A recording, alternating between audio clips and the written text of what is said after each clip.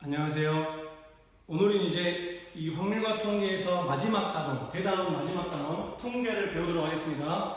굉장히 할 게 많기도 하고 여러분들이 아마 고등학교 올라와서 처음 배우는 내용들일 거기 때문에 개념 정리를 잘 해놔야 됩니다. 참고로 어렵지는 않은데 헷갈린 것들도 있고 또 학생들이 처음 배우다 보니까 이게 뭐지라고 할 것들도 많긴 하지만 실제로 자세히 공부해보면 개념 정리들을 잘 해놓으면 그렇게 어렵지는 않습니다. 선생님도 학생 때 가장 어려워했었던 단원이긴 한데 지금 생각해보면 그렇게 어렵지 않았던 단원입니다. 교과서 79쪽 처음 부분은 말로만 할 거니까 교과서랑 보면서 같이 잘 따라와야 돼요. 일단 먼저 배울 거는 단어들 하나하나 볼 겁니다. 확률 분포에서 확률 변수가 무엇인가? 교과서 79쪽에 보면 생각열리 한 개의 동전을 두 번 던지는 시행에서 한 개의 동전을 두 번 던져요. 동전의 앞면을 H, 뒷면을 T라고 하자. 표본공간 S, 앞에서 표본공간 배웠죠? 그럼 표본공간 S 그 밑에 있기도 하지만 어떻게 되지? 표본공간 S는 둘 다 앞면 나오는 HH, 첫 번째 앞면, 두 번째 뒷면 나오는 HT, 첫 번째 뒷면, 두 번째 앞면 나오는 TH, 둘 다 뒷면 나오는 TT. 이해되죠?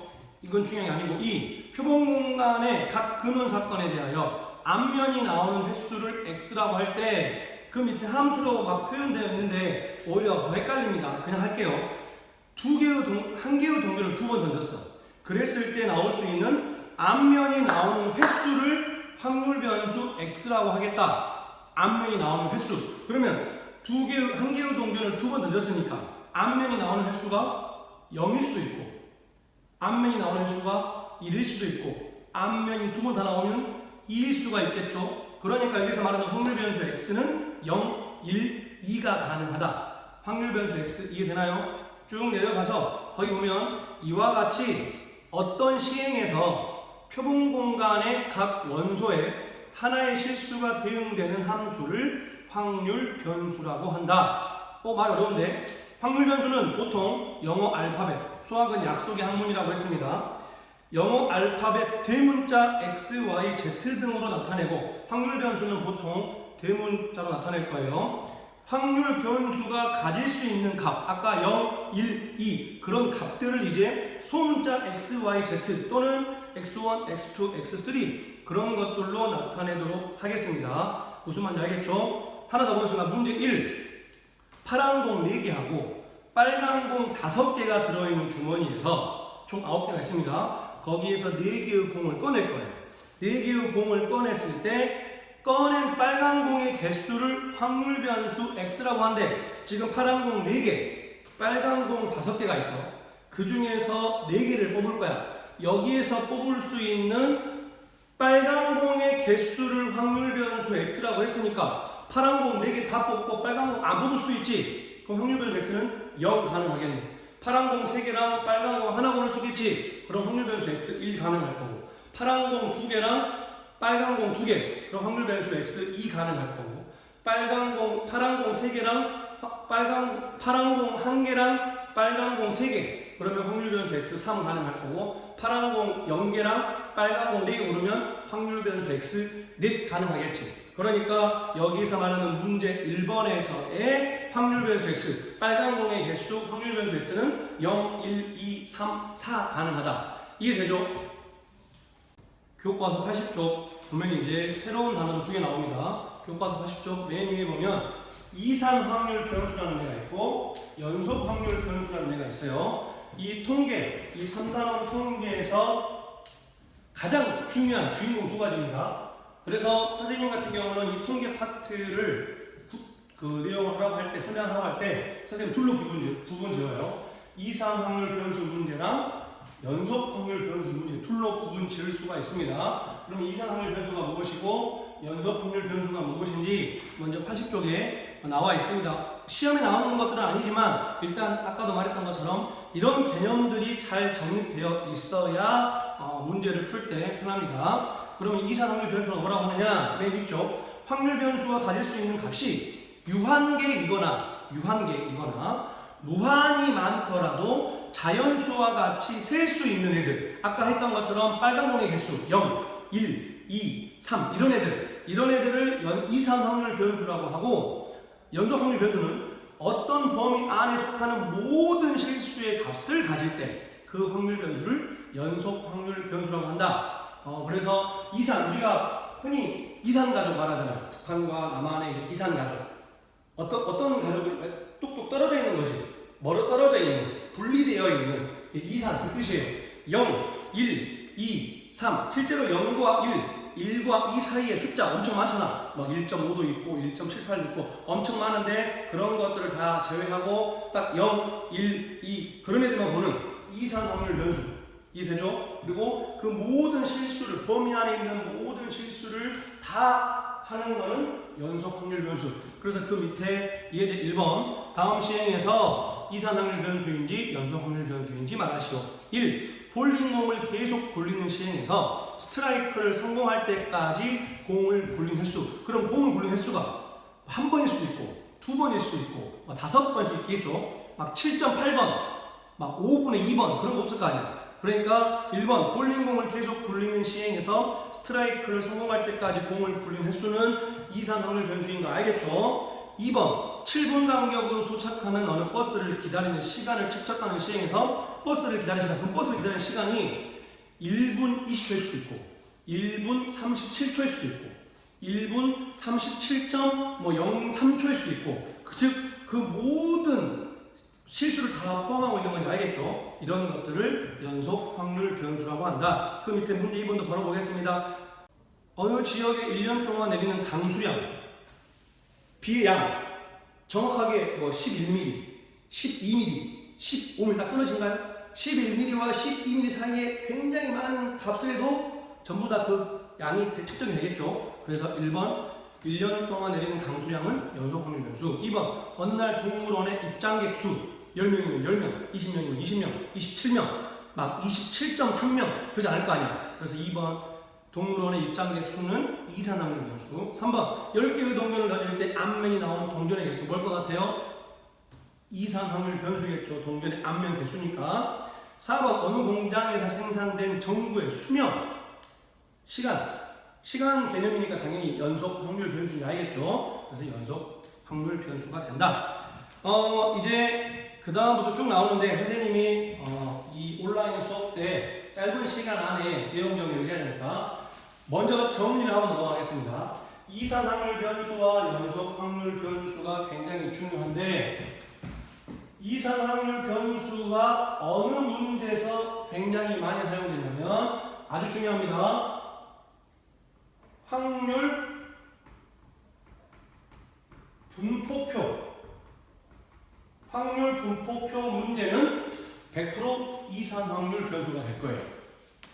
그 다음에 연속 확률 변수 문제는 주로 어디에서 많이 사용되냐면 정규분포에서 뒤에 나오는 수능에 100% 나오는 정규분포에서 나오는 문제에서 연속 확률 변수가 주로 쓰인다.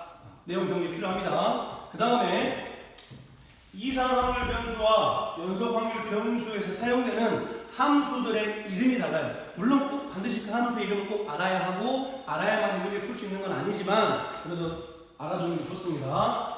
이 말을 왜 하냐면 문제를 풀다 보면 물론 이제 공부해보면 이 문제가 이산 확률 변수인지 연속 확률 변수인지 문제가 구분이 될 텐데 구분을 지을 필요가 있습니다. 이산 확률 변수 문제인지 연속 확률 변수 문제인지 잘 구분이 될 텐데 혹시 잘 안 되는 학생들은 이런 멘트들을 보고서도 알아차릴 수가 있어요. 81쪽 보겠습니다. 이산 확률 변수의 확률 분포. 아까 말했던 것처럼 이산 확률 변수 문제는 거의 대부분이 확률 분포를 이용해서 푸는 문제다. 그렇다면 과연 확률 분포가 뭔지 이 시간에 함께 보도록 하겠습니다. 먼저 81쪽에 맨 위에 확률 변수, 이산 확률 변수 x가 어떤 값 x를 가질 확률을 기호로 대문자 p, 괄호 열고 대문자 x는 x. p가 뭐였죠? 확률을 나타내는 기호 앞 글자였고 확률 변수 x가 소문자 어떤 값을 의미한다고 했습니다. 그래서 그 밑에 막 나와 있는데 이런 거 갖고 하면 힘드니까 바로 실제로 예를 들겠습니다. 쭉 내려오세요. 예를 들어 한 개의 동전을 두 번 던져, 아까 앞에서 했네요. 예를 들어 한 개의 동전을 2번 던지는 시행에서 앞면이 나오는 횟수를 x라고 한다면 x는 확률 변수이고 x가 가질 수 있는 값은 0, 1, 2 앞에서 했습니다. x는 이상 확률 변수이다. 이때 x가 각 값을 가질 확률을 이제 확률 분포표로 나타낼 건데 확률 분포표 만드는 방법이에요. 어떤 문제들은 이 확률 분포표를 주어지는 문제가 있고 어떤 문제는 내가 직접 이 문제처럼 만들어서 풀어야 되는 문제들도 있습니다. 그래서 이렇게 해놓고 여기 확률 변수 x, 그래서 확률 변수 x가 가질 수 있는 값이 아까 말했지만 0 가능하고 1 가능하고 2 가능했죠. 그래서 이게 뭐라고 쓰냐면 아까 말했던 대문자 p, x는 소문자 x 확률인데 어떤 확률이냐면 이 확률 변수 x가 0을 가질 확률, 1을 가질 확률, 2를 가질 확률을 의미하는 거예요. p 대문자 x가 요 값들이 소문자 x입니다. 소문자 x가 0일 확률, 소문자 x가 1일 확률, 소문자 x가 2일 확률. 이해되나요? 그러면 아까 말했듯이 한 개의 동전을 2번 던졌어. 그럼 아까 해봤지만 동전이 앞면 나오는 경우가 있고 앞면 뒷면 앞면 뒷면 나오는 경우가 있죠. 그럼 총 4가지 중에서 0은 무슨 뜻이야? 앞면이 안 나온다잖아. 앞면이 안 나오는 경우 하나 있네 하나. 그럼 4개 중에 하나니까 확률 변수 확률은 4분의 1 되겠네요. 확률 변수 1의 확률은 즉 앞면이 하나 나온다. 얘하고 얘잖아. 그럼 4개 중에 2개니까 4분의 2. 약분 나중에 시키겠습니다. 그냥 4분의 2라고 할게요. 그 다음에 확률 변수 x가 2다. 그럼 뭔 뜻이죠? 앞면이 2개 나온다는 얘기니까 이거네. 그럼 4개 중에 1개니까 4분의 1. 이렇게 내가 직접 확률 분포표를 만들어야 돼요. 그리고 확률 분포표의 가장 큰 특징, 이 마지막 한 칸은 합계인데 무슨 합계냐면 얘들의 합이야. 얘들의 합. 무조건 얼마 나오냐면 1 나옵니다. 1. 이게 굉장히 중요한 거예요. 그래서 확률 변수 x를 내가 찾고 그 확률 변수 x에 따라서 확률 분포표를 내가 만들어야 돼. 그리고 나서 이걸 가지고 이제 평균도 구하고 분산도 구하고 표준 편차도 구할 겁니다. 이따 할 거예요. 그러면 넘겨보겠습니다. 교과서 82쪽에 맨 위에 보니까 노란색 박스 해가지고 확률 이렇게 생긴 애들이 이제 확률 질량 함수라 그래요. 이런 놈들을 확률 질량 함수라 그러고 그 확률 질량 함수에 따른 하나의 값들을 얘가 되는 거지. 그래서 얘네들을 대표적으로 나타내는 함수를 확률 질량 함수라고 하는 겁니다. 알겠죠? 그래서 거기 동그라미 1번. 당연히 얘네들은 확률이니까 어찌하겠어? 크기가 0보다는 크거나 같고 1보다는 작거나 같아야 한다. 동그라미 2번 별표. 동그라미 2번. 당연히 이 모든 확률들의 합은 무조건 얼마가 돼야 된다? 1이 돼야 된다. 알겠죠? 그 다음에 동그라미 3번. 얘가 뭔 뜻이냐면 x1부터 xi부터 xj까지 합. 즉 여기까지냐면 이런 거 말하는 거죠. 동그라미 3번 말하는 겁니다. p 만약에 1 이걸 물어봤다. 뭔 뜻이야? 확률 변수 x가 1보다는 크거나 같고 2보다는 작거나 같은 확률이잖아. 그럼 당연히 얘하고 얘들이 합이겠지. 4분의 2와 4분의 1의 합. 4분의 3. 지금 이거 말하는 겁니다. 그래서 이상 확률 변수에서는 이렇게 돼 있다 하더라도 이걸 다시 풀었으면 p x가 1일 때의 확률과 p x가 2일 때의 확률을 더한다. 이상 확률 변수니까 연속성이 없어서 1일 때고 2일 때의 확률을 더하면 된다. 이해되죠? 교과서 82쪽 예제 2번 보겠습니다. 굉장히 중요해요. 수능에 확률 분포표가 만들어져서 나온 문제들도 있고 아니면 지금 이 문제처럼 내가 직접 확률 분포표를 만들어서 풀어야 되는 문제들이 있습니다. 그러니까 이거 연습을 잘해야 돼요. 남학생 4명과 여학생 3명으로 구성되어 있는 봉사 동아리에서 3명을 뽑겠다. 총 7명 중에서 3명 뽑는 거니까 조합 이용해야 되는 거 알겠죠? 뽑힌 여학생의 수를 확률 변수 x라고 하자. 남학생 넷, 여학생 셋, 총 7명 중에서 3명을 뽑았을 때 나올 수 있는 여학생의 수를 확률 변수 x라고 하자. 그러면 확률 변수 x가 가능한 후보들이 누구지? 얼마라고? 여학생이 한 명도 안 뽑힐 수 있겠죠. 그 다음에 여학생이 한 명 뽑힐 수도 있고 2명 뽑힐 수도 있고 3명 다 여학생일 수 있겠네. 그래서 일부러 좀 칸을 크게 합니다. 이거 잘해야 돼요. 확률 변수 x가 가능한 후보들은 여학생이 한 명도 안 뽑힐 수도 있고 1명 뽑힐 수도 있고 2명 뽑힐 수도 있고 3명 다 여학생일 수가 있다. 그랬을 때 여기에다가 이제 이 확률들을 계산을 해야 하는데 여학생이 한 명도 안 뽑히려면 어찌하겠어? 다시 말합니다. 총 7명이죠. 7명 중에 3명을 뽑아야 되는데 여학생이 한 명도 안 뽑혔다는 얘기는 3명 다 남학생이라는 얘기겠지. 그러니까 남학생 4명 중에서 3명을 뽑아야겠네요. 4, 3. 이해되나요? 그럼 여기에는 뭐가 들어가야 될까? 이거.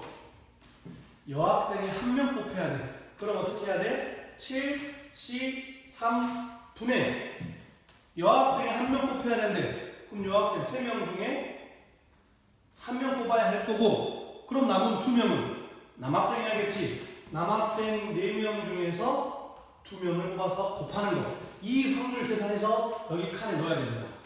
알겠죠? 그럼 여기 칸에는 뭐가 들어가야 돼요?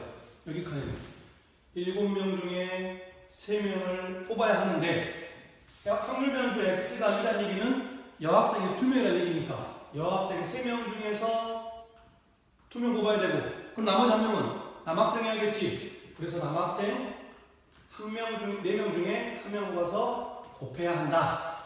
이해되죠? 그럼 여기는 당연히 7C 3분의 뭐야? 여학생이 3명 뽑혔다는 얘기는 전부 다 여학생 얘기네. 그래서 7C 3분의 3C 3 되겠죠? 그럼 계산해보면 7C 3 얼마죠? 7C 3? 7C 3은 계산을 해보면 얼마 나오나요? 35인가요? 35?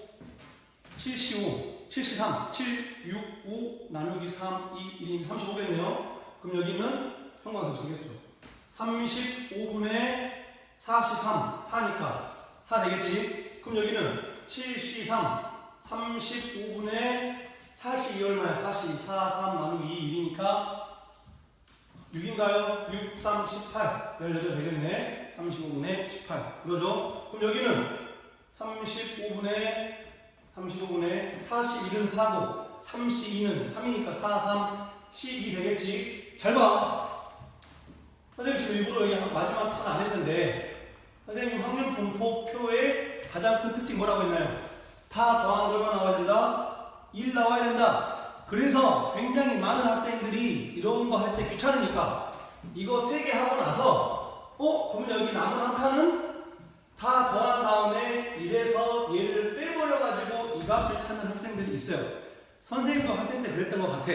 그런데 그렇게 하지 말고 왜냐면 만약에 앞에 게 틀렸으면 얘도 틀리겠지. 그러니까 조금 귀찮더라도 항상 여기 마지막 것까지 다 해야 됩니다. 마지막 것까지. 여기 마지막 뭐라 했지?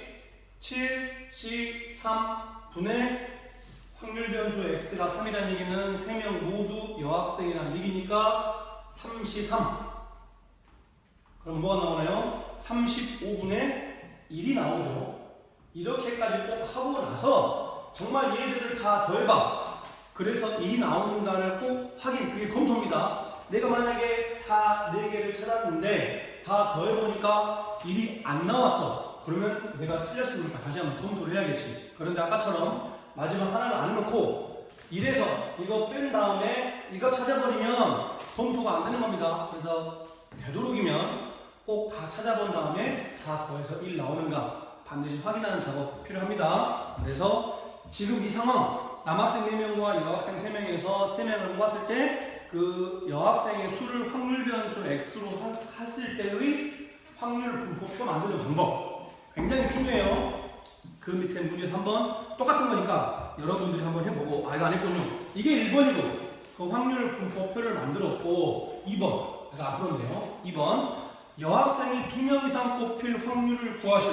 잘 들어야 됩니다. 선생님이 지금까지 학생 신분에서 이 통계 파트를 공부도 해봤고 지금 가르치고 있는데 통계 문제를 잘하려면 이 문제들을 수학적인 기호로 잘 바꿔야 돼. 무슨 말이냐? 여학생이 2명 이상 뽑힐 확률을 구하라 했어. 그리고 뭐 구하라는 얘기야? 확률 P.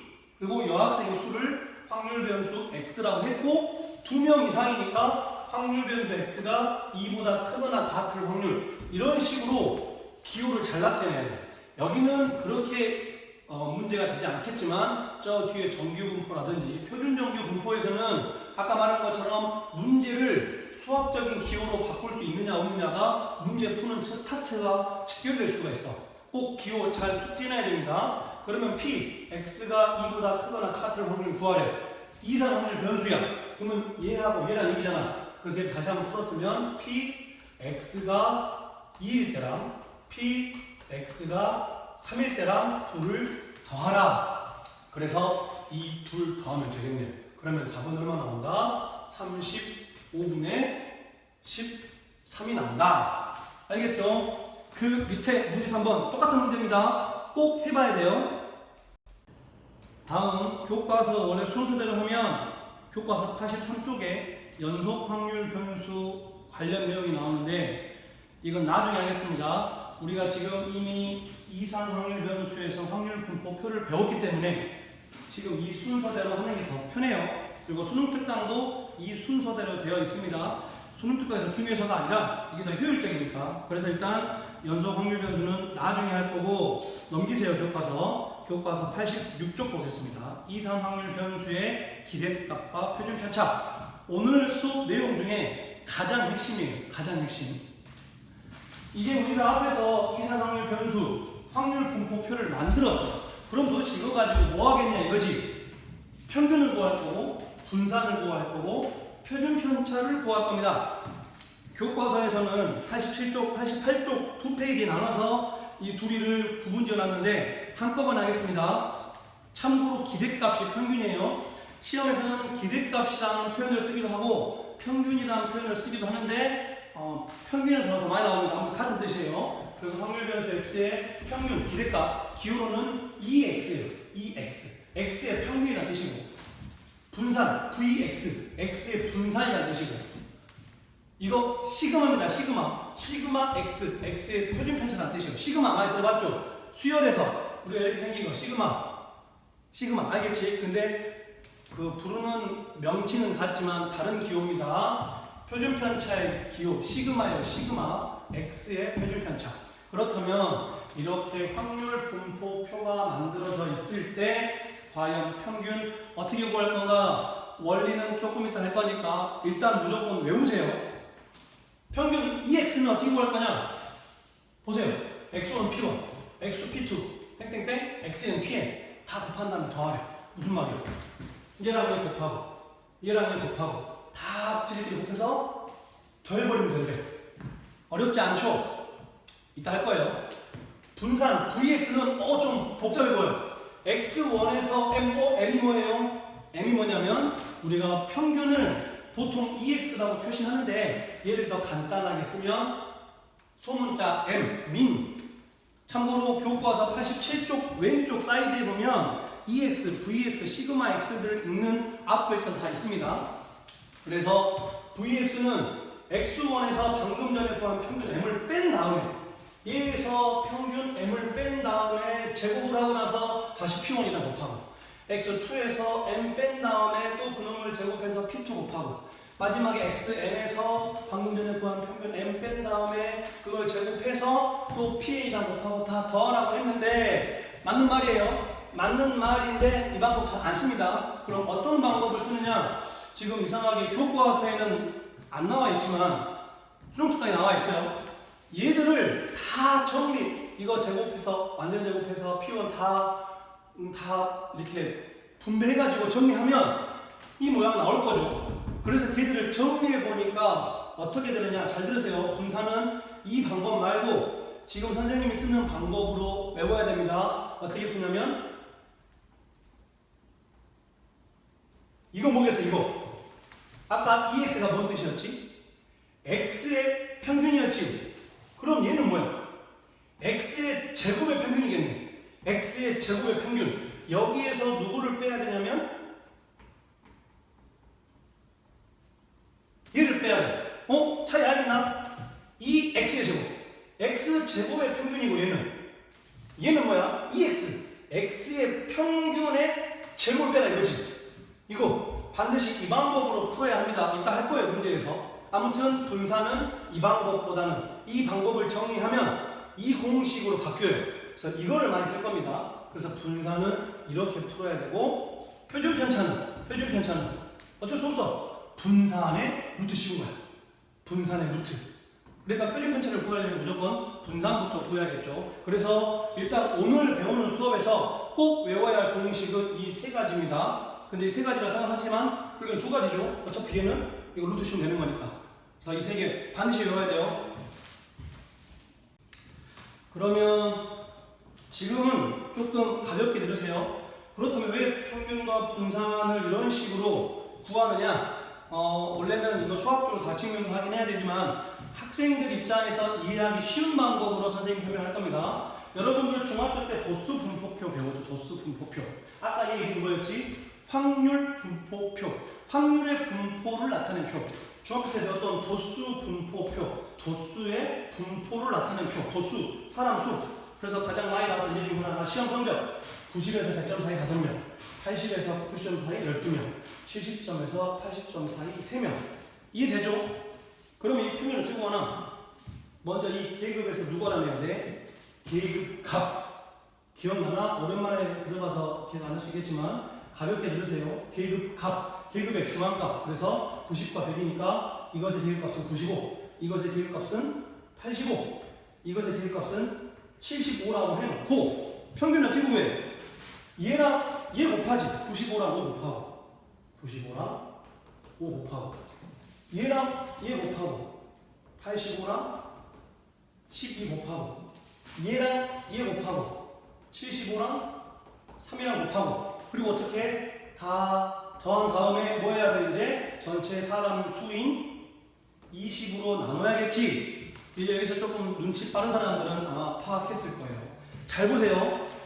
이 확률 분포표하고 도수 분포표하고 관계. 얘 아까 뭐 제목이 얘 이름 뭐야? 확률 분포표지. 확률의 분포를 나타낸다. 즉 이 확률의 분포를 나타내는 얘들이 도수 분포표에서는 누구겠어? 도수의 분포를 나타내는 얘들이겠지. 얘들. 즉 P1, P2, 땡땡땡, Pn이 여기서는 5, 12, 3 역할을 하는 거겠지. 그럼 여기에서 말하는 요 확률 변수 X들이 누구겠어? 여기서는 이 계급 값들이겠지. 계급 값들. 그러면 아까 도수 분포표에서 평균을 들고 해서 형광색이랑 빨간색 곱하고 형광색이랑 주황색이네. 여기 형광색 이 라인 이렇게 곱하고 이렇게 곱하고 이렇게 곱했지. 이 어땠어? 이렇게 곱하고 이렇게 곱하고 이렇게 곱했지. 똑같은 역할인 거 알겠나? 그리고 나서 아까 뭐 해야 돼? 전체 20 나왔지. 얘들의 합 20 나왔잖아. 그럼 얘들의 합은 뭐겠어? 1로 나눠야겠네. 그러니까 이 공식 나온다 이거지.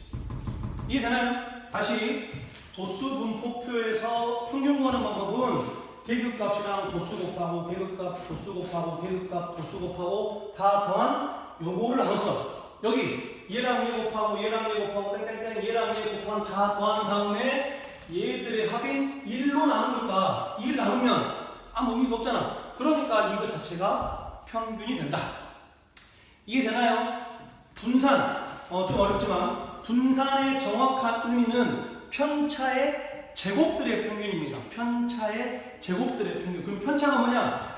계급값에서 평균을 빼야 돼. 그러니까 여기서 아까 말한 것처럼 요 계급값 역할을 하고 있는 요놈들에서 다 평균을 뺀 다음에 제곱하고 나서 편차의 제곱들의 평균이니까 또 얘를 곱하고 그 편차의 제곱하고 그 다음 곱하고 편차의 제곱하고 그 다음 평균 곱하고 다 더한 다음에 그 전체 합인 1로 나눈 거지. 이해되죠? 그러니까 분산 공식도 괜히 나온 게 아니에요. 그런데 아까 말했지만 이걸 정리하면 이거 된다 이거지. 이거 증명은 다음에 이제 계약하고 나면 해보도록 하겠습니다. 아무튼 일단 공식 외워야 돼요. 그래서 우리가 지금 배우는 이 확률 분포표에서의 평균 분산 표준 편차 구하는 방법들이 우리들이 중학교 때 배웠던 도수분표표에서 평균 분산 구하는 방법하고 일치한다. 그러니까 의심하지 말고 일단 무조건 외우라는 얘기예요. 그러면 이제 문제를 직접 풀어보겠습니다. 그렇게 어렵지 않아요. 문제 하나만 풀어보도록 하겠습니다. 지금 교과서나 수능 특강에 선생님이 딱 이거 했으면 좋겠다는 문제가 없는데 교과서 107쪽에 중남은 마무리하기 표준 문제 6번을 보도록 하겠습니다. 공식들 잘 기억해 놓고 확률 질량함수 px가 이렇게 생겼을 때 아까 이야기했죠. 확률 질량함수란 단어가 나오면 얘는 이산 확률 변수 문제다. 물론 문제 앞에도 있어요. 그럼 이산 확률 변수 문제는 무조건 무엇을 만들어야 한다? 확률 분포표를 만들어서 풀어야 된다. 쭉 흐름을 이어가야 됩니다. 물론 앞에서 사람들 중에 몇 명을 뽑던지 주머니에서 공을 뽑았을 때뭐 빨간 공의 개수를 확률 변수 x라고 하는 그런 직접적인 상황을 줄 수도 있고 지금 얘처럼 다이렉트로 확률 질량 함수를 줄 수도 있어요. 아무튼 문제는 확률 분포표를 만들어야 합니다. 그러면 확률 분포표 어떻게 만드느냐?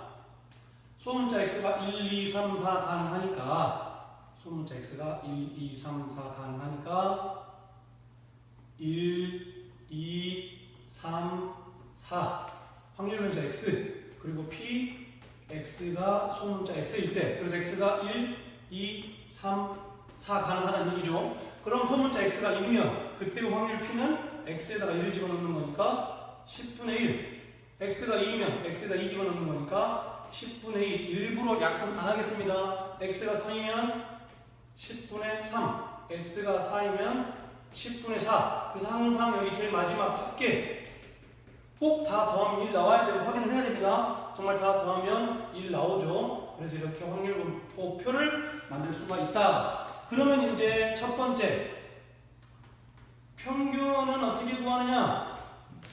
굉장히 쉽다 그랬어요. 이게 단순히 공식 문자적으로 외워버리면 헷갈릴 수 있는데 그냥 방법만 알아놓으세요. 확률 분포표가 만들어졌을 때 평균은 얘랑 얘 곱한 10분의 1 얘랑 얘 곱한 10분의 4죠. 얘랑 얘 곱한 10분의 9 얘랑 얘 곱한 10분의 16 그래서 다 더하면 얼마다? 분모가 10으로 통일되어 있고 1, 4, 9, 16 다 더하면 30이죠. 그래서 평균은 3이 나온다. 어렵나요? 어렵지 않죠? 무조건 할 수 있어야 됩니다. 그 다음 이제 두 번째 지금 이 문제 책에서는 이 방법을 이용해서 풀기 쉬운 문제들이 지금 구성이 되어 있긴 한데 지금까지 역대 수능에 나왔던 분산 문제들은 이 방법으로 풀어야 쉽게 풀 수 있는 문제들이 대부분 나왔습니다. 둘 다 한번 해볼게요. 이거 뭐죠? 이거 확률 변수에서 평균을 뺀 놈을 제곱을 해라 그랬어요. 지금 여기에서 보면 얘가 확률 변수죠. 이제 이 위에는 했으니까 이제 이거 지우고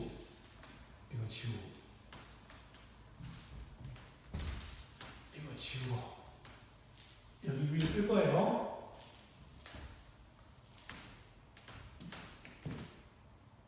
x에서 m 뺀 거, xi에서 m 뺀 거. 이래서 방금 전에 평균 빼면 얼마죠? 마이너스 1이죠. 2에서 3 빼면 마이너스 1이고 3에서 3 빼면 0이고 4에서 3 빼면 1이죠. 그 놈을 어떻게 하라고? 제곱을 하라고. 제곱. 그럼 마이너스 2 제곱하니까 4 될 거고 마이너스 1 제곱하니까 1 될 거고 0 제곱하면 0 되고 1 제곱하면 1이죠. 그랬을 때 요놈하고 이놈 곱하고 요놈하고 이놈 곱하고 요놈하고 이놈 곱하고 요놈하고 이놈 곱해서 더하라는 게 첫 번째 공식입니다. x에서 m을 평균을 뺀 놈들을 제곱해서 이렇게 하는 거. 그러면 얘랑 얘 곱하면 10분의 4 얘랑 얘 곱하면 10분의 2 얘랑 얘 곱하면 0이죠. 얘랑 얘 곱하면 또 10분의 4 그래서 더하면 얼마 나온다? 10분의 10. 그러니까 1 나오겠네요. 그래서 지금 이 문제에서 분산은 확률 변수 x의 분산은 1입니다. 근데 이제 이 방법 말고 이 방법 알고서 이 방법 굉장히 중요합니다. 아까도 말했듯이 옆에 수능에서는 이 방법으로 푸는 문제들이 더 나왔어요. 이게 뭔 뜻이라고? x의 제곱의 평균이야. x의 제곱의 평균.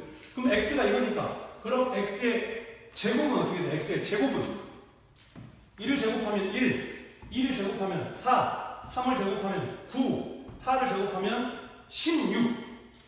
그리고 나서 아까 x의 평균 어떻게 구했어요? x의 평균?